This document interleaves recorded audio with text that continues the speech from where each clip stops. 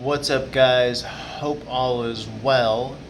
Just want to run through some planetary alignments, astrological alignments.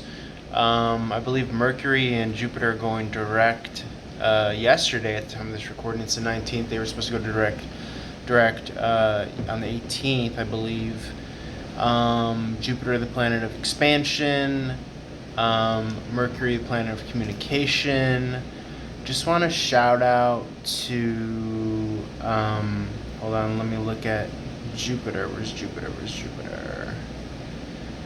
So yeah, Jupiter is having to do with the grand concept of justice, morality, philosophical thought. Okay? Represented by global organizations, government, world politics, also known as the planet of luck and abundance, expansiveness, things like that going forward in Aquarius, which has to do with technology, futurisms, meaning things pertaining to the future, technological advancements, forward thinking, humanitarianisms, groups of people. Let me read a little bit more about the air sign. Friendly, giving, humanitarian. Represents people power, teams, associations, groups, or clubs. So, and just also as well, special shout out to this new website that I found. It's called ifate.com, spelled IFATE. I'm going to be using this website to read off some planetary charts and alignments. They have awesome astrological aspects as well, so you can kind of read it on the fly. For instance, if we're looking for Jupiter right now in Aquarius, until December 28th of this year. We have, let's see. So one of the aspects that Jupiter has is a semi-sextile with Neptune. This is a minor aspect. It's actually a very minor aspect, may indicate a potential or untapped energy. So Jupiter semi-sextile with Neptune. Jupiter in Aquarius semi-sextile with Neptune. Neptune is in Pisces, and its home sign Pisces. So we're talking about untapped energy in regards to people power, spiritualisms, dreaming, the collective creative unconscious mind. Let's see if there's any other aspects. Similarly, Jupiter, a larger body planet, slower moving, semi-sextile with Pluto. So Pluto is about power, death, transformation, rebirth, in the sign of, let's see, where are we looking at? It's in Capricorn. Okay, so Capricorn,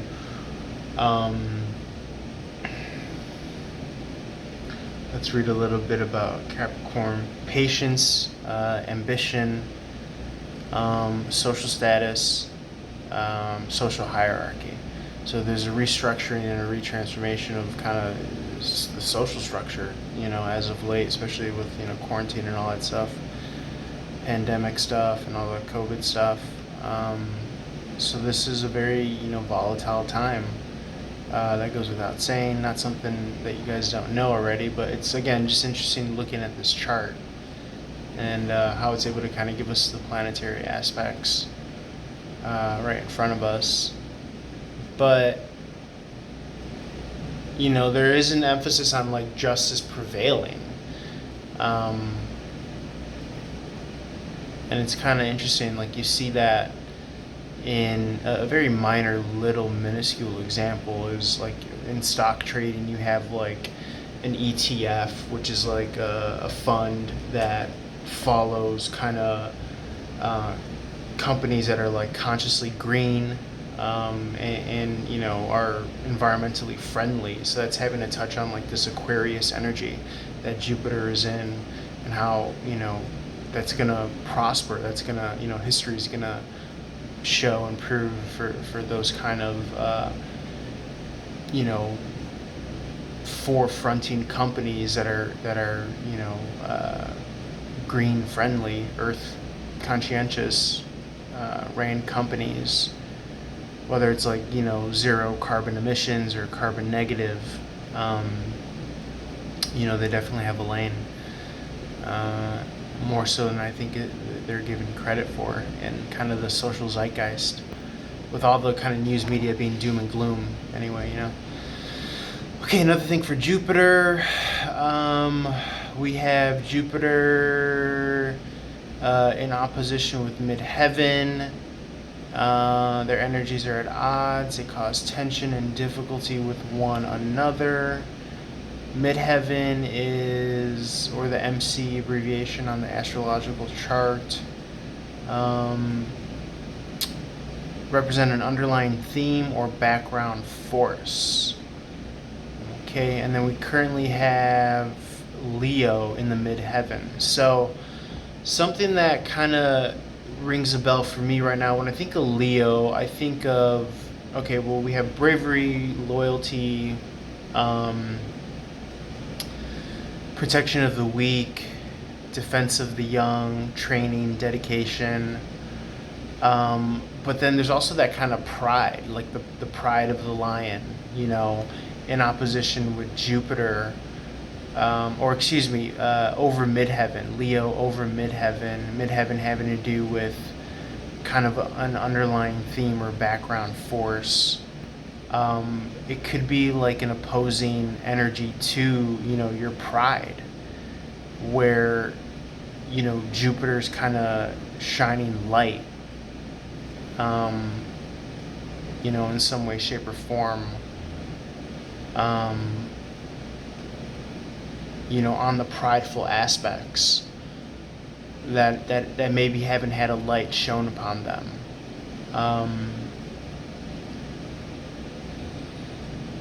That we see here with the Leo over midheaven, which is around like the 10th house, 9th house cusp. The fact that it's opposed to Jupiter, something that's going to force us to expand and grow and, challenge our boundaries, which is interesting because we have Saturn in right next to Jupiter in Aquarius, which is about limitations and restrictions. So if there's this kind of underlying sense that you're in training or you're learning something new, you could have, this kind of sense of exposure or being exposed, or a light shed upon something that you don't have mastery quite over yet, which is completely more than fine. It's actually beautiful because it's your training ground. You're in your training phase. And you should kind of lean into that in regards to any new endeavors that you may have started.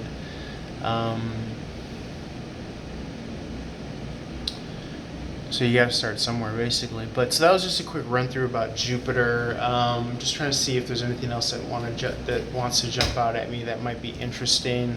I know we're kind of across the board here, but speaking of being in training ground, this is one of the first. This is the first video that I'm actually using this website to be able to run through and have a visual on my end anyways. If you pulled up iFate on your end, ifate.com, current positions and planets, then you're able to kind of see what I'm looking at. But I'm going to hopefully incorporate this in more of my reading so we could have an evergreen astrological component,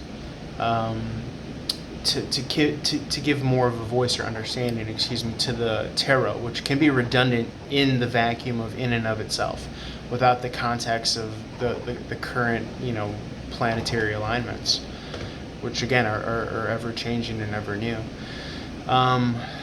Sun in Libra, Moon in Aries. Moon in Aries is interesting because Aries can be known to be overly passionate, strong-headed. I was gonna say bullheaded. Pioneering, active, reputation, image, appearance, identity are some of the words that come to mind with Aries. The moon is all about our emotional securities. We have Aries in the zodiac constellation of Aries, which the moon is currently in, but it's over the 5th house of Leo, which is more of an emphasis on what we were talking about, the midheaven.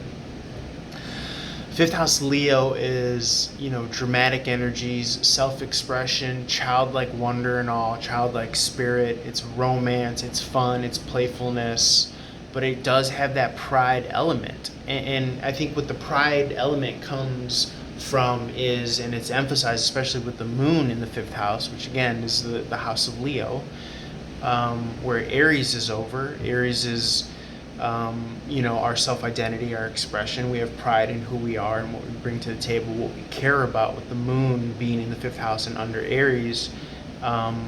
What we're emotionally invested in. Pride is very much so associated and attached to emotion, because it's our identity, it's our standard, it's, we're talking about Pluto and Capricorn, our reputation, it's what we're known for. And, socially speaking,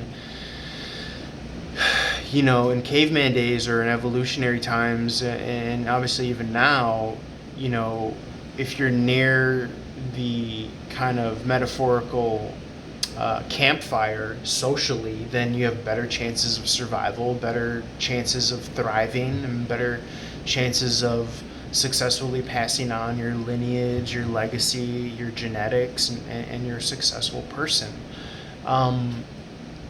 So, again, obviously this is needless to say, in regards to the volatility of this time where Pluto is in, Capricorn, and all of these systems of, reputation and image and what we're known for and how we make our money and what our legacy is going to be. This is all kind of being, toppled over and transformed with the energy of Pluto and Capricorn. So if you are starting a new industry or a new company or a new career path or a new side hustle, this is part of you trying to re-identify yourself and reestablish your name, probably in a completely different lane than you're, customary to existing within, or known for existing within. So there is going to be a lot of that kind of tension between our emotions, our identity, what we're known for, what we're trying to establish ourselves in and with, especially with that Aries over the 5th house. Aries is the energy of, ambition and definitely a very caring sign. Aries is very underrated in regards to the amount in which, we care. I am myself an Aries, an 8th house Aries. But overall, Aries, the first house of self-identity, expression, what we know ourselves to be conceptually, how and what we identify ourselves as. So with the moon under the sign of Aries, there's going to be definitely a lot of emotional, could be turmoil even. But on the warm and fuzzy side, it could be kind of loving and caring and nurturing. Once you have an understanding, I think, and some clarity, and that brings me to Mercury. And not to skip by Sun in Libra, obviously, the Sun is the planetary aspect of, expression, identity of self, life and identity. This is in Libra right now until the 22nd. Libra having to do with relationships,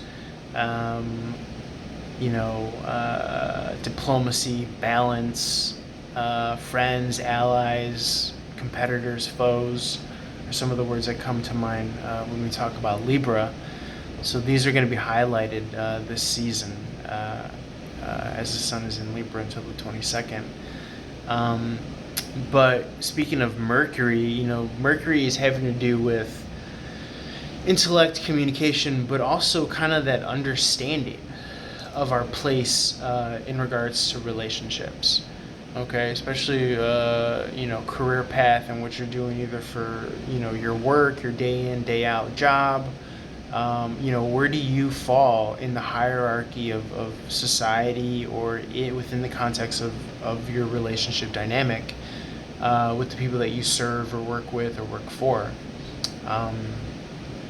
I think that when there is that time for understanding, when you water and feed that seed and grow that and nourish that seed of understanding with Mercury and Libra, and you're able to kind of intellectualize your emotions, then there's going to be a lot of benefits to all of those aspects that we're seeing here with Aries and the moon and 5th house and Leo.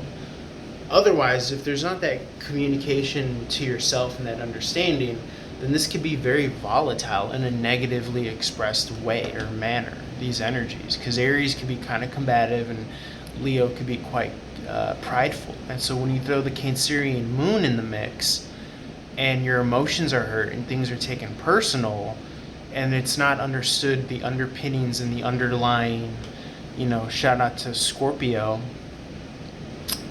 which is on our rising right now, first house, having to do with the underbelly of things, then a lot of volatility can ensue during this full moon Aries, which again, 18th to the 20th.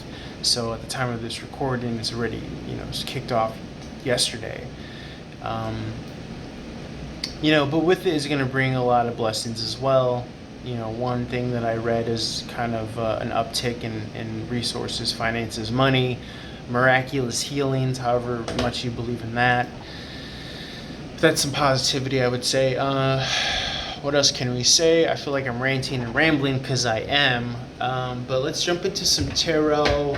Let's see what wants to come out. So we also have Venus in Sagittarius, Mars in Libra, fair and balanced and just actions with Mars in Libra. We talked about Jupiter and Saturn in Aquarius. So speaking of Scorpio, we have the Six of Cups energy coming out here. This is nostalgic, youthful energy and or soul purpose energy and or soulmate energy. Could be reflecting upon the past, more innocent time or an innocent nature. Could be dealing with children. What else? Venus, planet of desires, relationships, money, love. What are some other words that come to mind? Love, interpersonal relationships, beauty, desire, human interaction, female sexuality, friendships, creativity are some of the words that come to mind when we talk about Venus. A lot of interesting alignments here. Semi-square alignment with Mars. Mars being in Libra, having to do with balance, fairness, relationships, equality. There's a blocked energy or a partially incomplete energy between the divine feminine Venus and divine masculine Mars energy. There's semi-square at the moment. Venus in the second house of Taurus, having to do with day in, day out income, work, resources, material goods, under the sign of Sagittarius, which is kind of fun, mutable sign, going with the flow, fiery energy, could be fun, flirty energy. I'm getting somewhat of an imbalanced kind of distortion in its semi-square with Mars, because Mars is under the sign of Libra, which is an air sign, which could whip up the fiery energy of Sagittarius. Mars in Libra in the sector, let's see, what house? 11th house of Aquarius, another air sign. Which again we said was friendly, humanitarian, giving, people power, teams, associations, groups, or clubs. Ruling planet Uranus. Uranus is, where's Uranus? Uranus in Taurus.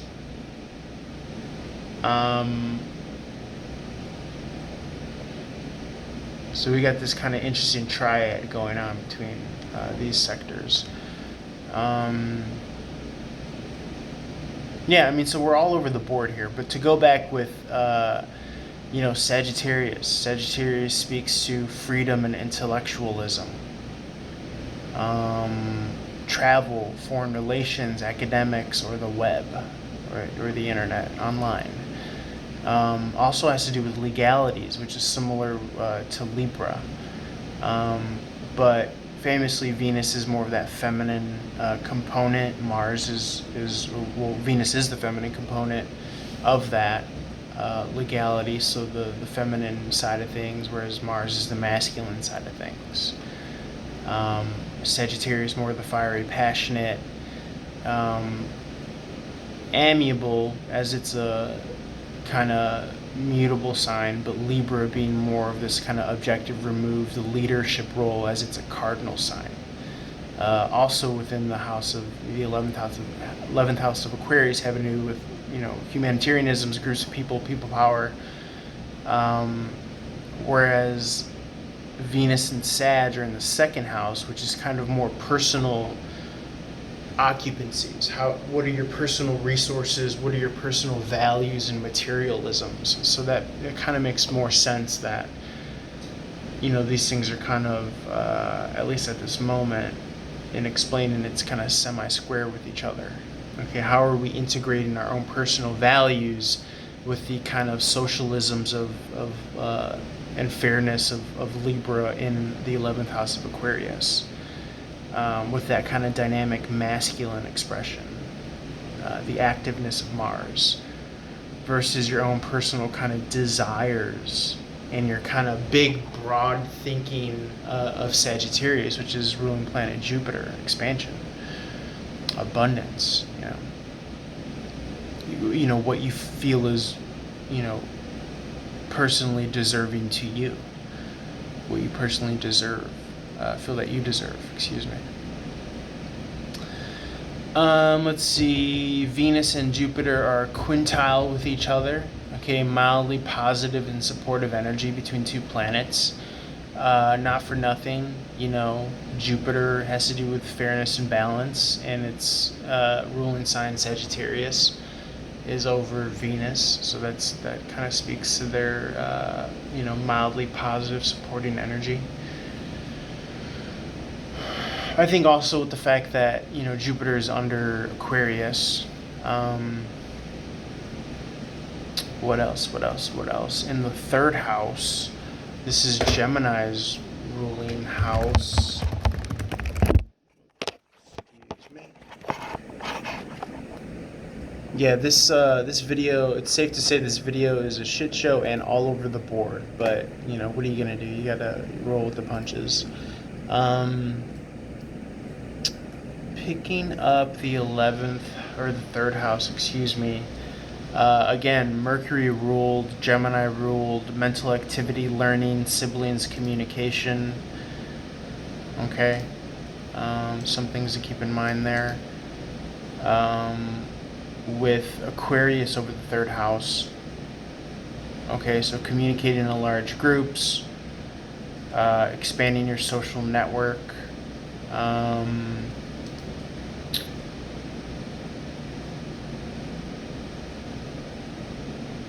Learning, always learning something new, broadening your higher learning,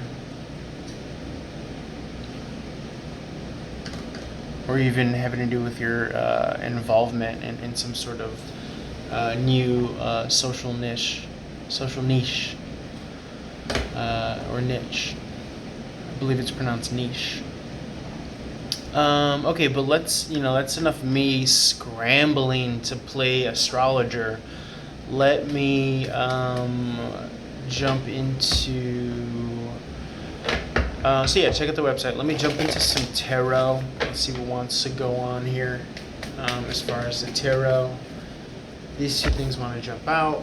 We had the Six of Cups in the upright, Scorpionic energy. Scorpio is over the ascendant. Or the rising sign. Rising represents outward appearances, how you go about things, situational optics, kind of revealing the underbelly of things, the underbelly of that which you're not experienced in, or that which you don't know, especially in regards to something new that you're trying to relate or come across as, identify with or self-express in the first house. Well,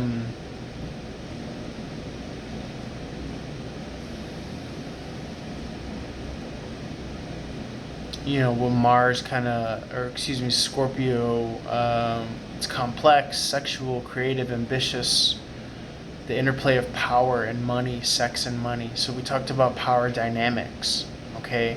So this is going to reveal kind of where you fall on the totem pole, and how experienced or well versed in what it is that you're trying to kind of portray yourself as, or across in and as.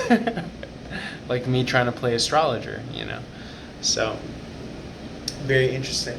I had the only thing that I could think of, I had a personal recent experience where, so I've been doing Uber Eats delivery, and nice cool little side hustling gig, but I actually had a delivery where one of the soups didn't make it, and I was like scrambling to apologize and pick it up, and made a mess all over the bag that I had. I have an Uber Eats bag, and unfortunately on this customer's just outside of their door, they had like this plant patio structure thing, and there was like soup dripping on their porch thing with the plants and whatever, and it was terrible. It was a shit show. I mean, I cleaned up as best as I could. I think the takeaway was that like they saw that I cared enough, and I was concerned. But that's my example of kind of like, Scorpio getting to the heart of it. Scorpio's not afraid to expose your ass, especially in the first house of self-expression, meaning, how you're trying to portray yourself. That being over, the ascendant is having to do with the first house, situational optics. So for better or worse, how you're coming across, what you're harboring, what your intentions are. So the reason why we're speaking to that is, and apologies if I'm rambling or kind of being too quick with my words. Mercury just went forward yesterday, as of the day of this recording, so it's still in this kind of shadow period where it's trying to get full force momentum, right? Mercury being our communication. But we talked about Scorpio because the Six of Cups wanted to pop out, and the positive thing that comes to mind for me when I think about the Six of Cups popping out in the upright, Scorpionic energy, is that if you're coming from a good place, then there's no need to fear what is exposed. You can't control your past, you can't control who you were. All you can control is your conceit now, and where you're coming from now, and what your intention is now. So for instance, as a Uber Eats deliverer, or as a tarot reader, or someone who's trying to put content out there on YouTube for free, as an astrological reader, or someone who's moonlighting as an astrological reader or a tarot card reader, the intent is good. The intent is coming from a good place. The intent is trying to spark something in you to kind of see your life differently, or maybe even positively and constructively. Succeed as I may, or fail as I may, but it's from a good place, and it's coming from a good place. So Six of Cups in the upright, and then we could connect that to Aries being over the fifth house, and your emotional involvement and investment. But speaking of emotions, Six of Cups is water energy, emotion energy, so there's definitely that connection with Scorpio, emotion, water involvement, emotional investments over the first house ruling sign being Aries, the moon is in Aries, over the fifth house Leo, prideful, training, etc., etc. More water energy coming out here. The Star card in the upright, Nine of Cups in reverse. Nine of Cups in reverse, this is relying on an emotional crutch, substance abuse, immature ways of coping with reality.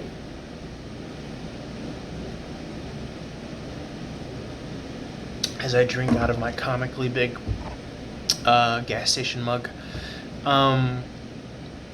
That being said, the 6 in the upright of Cups offsets the 9 in the reverse, leads to the 3 of Cups in reverse, which points to the 2 of Cups in the upright. 9 in the reverse points to the 8 in the upright. 8 in the upright is wanting to leave something emotionally, for new beginnings. 3 in the reverse is coming out of a third party situation or a party fun phase. Points to the 2 of Cups in the upright, which could be new contracts, new relationships. Again, that sense of just getting started with something, just having this youthful beginner's approach. Not necessarily walking away before something could get off the ground. So sticking with it, stick-to-itiveness. Eight of Cups is Pisces energy, Neptune in Pisces, dreaming the big dream of what this could potentially bring to you, whatever endeavor that you might or might not have been started. Neptune in Pisces over the 4th house, which is emotional stability, your feelings, what you nurture, your home, parents, your roots, your inner emotional security. What are you going to fantasize and dream the big dream of that's going to bring about that emotional content and security? Okay? It's also creative. Our emotions are creative. It's a vital force that can be used. So, hence we talked about kind of intellectualizing and compartmentalizing our emotions so that they can have structure and they can have direction and they can have use as a vital force of our being, of our existence. Understanding is a good word that comes to mind. As long as you understand where your inexperience lies or your shortcomings or what have you, then you could integrate it so as to mature, self-realize, and gain victory, prowess, and progress in whatever your field is. Pluto and Capricorn, rebirth, transformation. Where and how you're trying to establish yourself, when and why as well, and what. Star card in the upright, emotional healing. Okay, this makes me think of the spilled soup imagery. This person is of service in this image. The light is exposing her. This is Aquarius energy. The relationship aspect, ruling house 11th with Libra and Mars, your action here. This is also wish fulfillment, though, so there's going to be some saving grace. Yes, it's a messy, sticky situation. You feel like you're being exposed, but your intention is of a humanitarian nature with this Aquarius element here. So you might be shocked and awed as to the public reception, the 11th house, when people genuinely see your nature and see your approach. If you're a scumbag, people are going to see it. If you are, harboring some ill will, resentment, and you really are kind of ego identifying with it and showing that negative aspect of Leo, which is prideful, negative, versus the kind of childlike, ambitious, the childlike, playful innocence, 6 of Cups in the upright, then people are going to see that as well. So, very interesting new way of interpreting this kind of star card, with the vulnerability of the nakedness, with the light shining upon of the nakedness, with the service, with the humbleness, the messy situation, our primordial emotions before we intellectualize them with Mercury. And again, we're talking about Pluto and Capricorn kind of on the cusp of the 2nd house and 3rd house. We're talking about the 4th house. But I was trying to tie that, I was thinking about intellectualizing with Mercury, that is 3rd house. So yeah, Pluto and Capricorn being that kind of death, rebirth, and transformation of what we're known for, our notoriety, our social status, the hierarchy. So you're trying to re-intellectualize where you fall, tried and true to your hopefully innocent, good-hearted emotions, trying to intellectualize what your intention is. To better gain that understanding of where your limitations and boundaries and where your opportunities to expand and build upon are, with Saturn and Jupiter in the 3rd house as well. Again, in Aquarius. Okay? So fascinating. Guys, I'm throwing a lot at you. I don't expect you to know what the fuck I'm talking about. A few people will. you know, all I can do is thank you guys for sticking around. You know, views have been down lately, but you know, for what it's worth, whoever's been sticking around with me, I appreciate you. Feel free to thumbs up, like, share, follow, subscribe. Holler at your boy for one-on-one reading. My readings typically don't include astrology alignments. It's kind of convoluted, kind of clunky right now. Like I said, Mercury's still in retrograde. My expression and communication of this is green. It's new, no pun intended. We talked about green companies earlier. But yeah, so you know, if you want a tarot reading, you know, feel free to reach out. We can add astrological information there or not, but in any event, if you stuck this far, you know, really appreciate you guys. Light and love to you. Like, share, follow, comment, subscribe. Reach out for one-on-one reading, $2 a minute or $5 a question. Pre-written questions for email, text, what have you. Live readings can be done over IM, phone, video, whatever you feel most comfortable with, text, messenger. Check out the website, check out the Patreon, all that good stuff. Check out the Instagram, Facebook, TikTok, Run and Gun Tarot. All the social media is spelled RUNNGUNTAROT. The website is Run and Gun, RUNANDGUNTAROT.com. All the links are below, so no confusion, no hassle. Patreon has exclusive content and exclusive rates and bonuses and all that stuff, so check that out. And yeah, love you guys. Leave comments, interact, like, share, follow, you know, send it to people that you might think would enjoy this content and all that good stuff. Sorry, I'm having a bad hair day. I have to throw some more leave-in conditioner. My shit is dry. I might even give myself a haircut right now, so don't be surprised if I have a new hairdo. I'm kind of all over the board, but I'm doing good. Love you guys. Peace.